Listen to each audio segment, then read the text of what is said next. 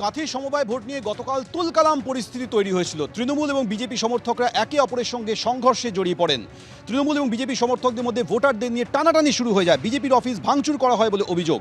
আর গতকালের এই ঘটনার পর এবার শুভেন্দু অধিকারী একেবারে সরাসরি হুঁশিয়ারি দিয়ে বলছেন, যেদিন সরকার হবে 1 ঘন্টার মধ্যে সব বদলে যাবে, যত লুট করবে তত লাভ হবে।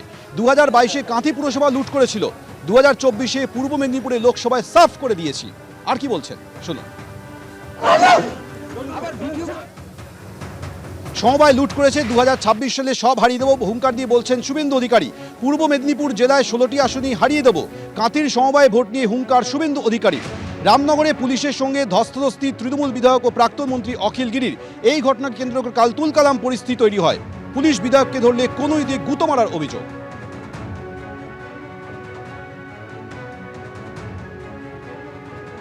গতকাল ঠিক কি পরিস্থিতি তৈরি হয়েছিল দেখাবো। যেদিন সরকার হবে 1 ঘন্টার মধ্যে সব বদলে যাবে। আমি তো নিজে ভোটার, ভোট দিতে আসিনি, কারণ আমার তো কোনো প্রয়োজন নেই। আমি জানি তো ফলাফল কি। যত লুট করবে লাভ তো। 22-এ কাঁথি পুরসভায় লুট করেছিল, 24-এ লোকসভায় সাফ করে দিয়েছি। সমবায় লুট করেছে, 26-এ সব হারিয়ে দেবো, 16টাতে হারিয়ে দেবো। কেন্দ্রীয় পুলিশ দাঁড়াবে। নির্বাচনকে কেন্দ্র করে প্রথম থেকেই বিজেপি ধরাশায়ী। কেন প্রথমেই প্রায় 20টির বেশি আসনে তারা প্রার্থী দিতে পারেনি। নির্বাচন হয়েছে, মানুষ স্বতঃস্ফূর্তভাবে ভোট দিয়েছে, ভোটদানে অংশগ্রহণ করেছে।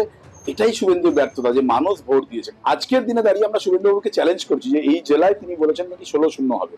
আমরা শুভেন্দু অধিকারীকে চ্যালেঞ্জ করছি, 2021 সালে যে 9 আসন আমরা জিতেছিলাম তার থেকে অধিক আসন তৃণমূল কংগ্রেস এই 2026 সালে জিতবে।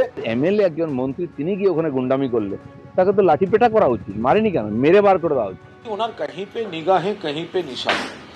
এখন উনি আবার মরিয়া হয়ে সভাপতি পদে ফিরতে চাইছেন। এই কারণে দিল্লির নজরে ভেসে থাকার জন্য ওনার একটাই উপায় আছে, ধারাবাহিকভাবে লুজ টক করে যাওয়া এবং বিতর্কিত মন্তব্য করে নিজেকে ভাসিয়ে রাখা।